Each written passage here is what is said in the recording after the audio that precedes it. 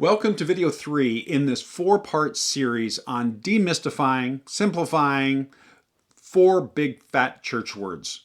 Now, sometimes people hear the words like salvation from the first video, justification from the second video, sanctification from this video, and glorification from the next video, and it just jumbles in their head. They just dismiss it and think, oh, that's for somebody who's been a Christian longer than I have. Well, I want to give us a way to understand them, to grasp them, and so that we can really meditate on these words that are so foundational to our faith, and also, when we understand them, so encouraging and such a blessing.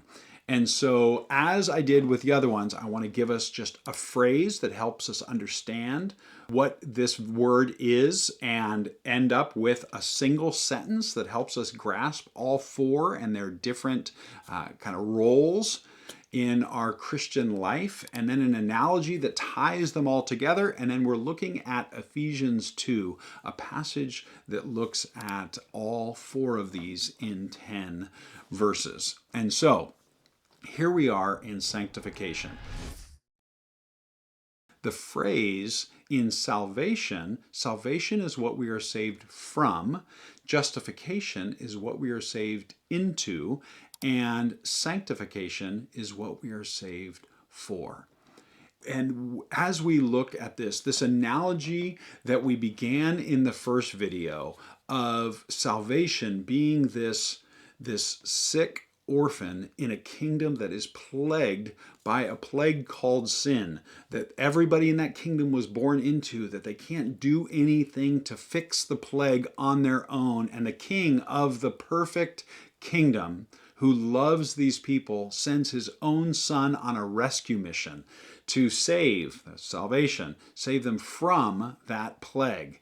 And then in justification, save them not into a life of indebtedness or indentured servanthood to the king, but in justification, handed those adoption papers that they are now, that orphan is now a member of the family, is a child of the king, and that is justification. So now, but what are you saved for?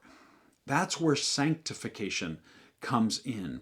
Sanctification is the process of living into that sonness or daughterness of the king. That orphan who is rescued from the streets and adopted into the family, just because they're adopted into the family doesn't mean that they know what it is to live as royalty. They still bring with them some of those bad habits and some of those concerns and some of those ways of life and ways of viewing the world, that maybe the hoarding of food or the temptation to steal or whatever it was part of that orphanness. Well, just because you're adopted doesn't mean, if you talk to any adopted families who have adopted children who are 8, 10, 15 years old, the day that the adoption paper is signed doesn't mean that they know how to live in a healthy family. There is some learning that needs to take place. And so we see in this in this analogy, we see that in the king's house, that yes, the king sent the son, and the son did the rescuing, but there is also the Spirit, which is the mentor of the orphan, that teaches on a daily basis how to live into that royalness, into that adoption, into that sonship, into that daughtership. The Spirit within us is guiding us into that. And that is a process. That is not just a decision and then it's done. That the process that we go through, and we see that at the end of these chapter 2 verses 1 through 10 is what we're looking at. And in the first few verses, we see that we are all plagued by sin. We are like the rest. We were by all natures of by nature children of wrath. But because of his great mercy, God made us alive with Christ. There are a couple verses we're going to look at in the next video that look at glorification, but the last two verses, or the last three verses of that section, verses 8, 9, and 10, say, "For it is by grace you have been saved through faith. This is not from yourselves, it is the gift of God, not by works, so that no one can boast. For we are God's workmanship," that new identity that we were born into. "For we are God's workmanship, created in Christ Jesus to do good works, which God prepared in advance as our way of life." And that this picture of, yes, there is a newness, there is a new way of living that we are to walk in. And that is the process of sanctification.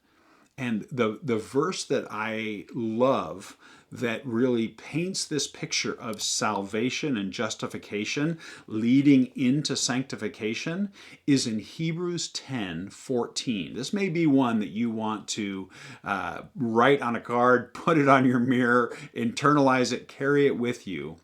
But verse 14 of chapter 10 in Hebrews says this: "By a single offering," that's the life of Jesus, "by a single offering, he has made perfect for all time those who are being sanctified." Some translations say, "For he has made perfect forever those who are being made holy." That process of sanctification, becoming more like Jesus, learning to live into that royalness, into that sonship, into that daughtership, is the process of sanctification.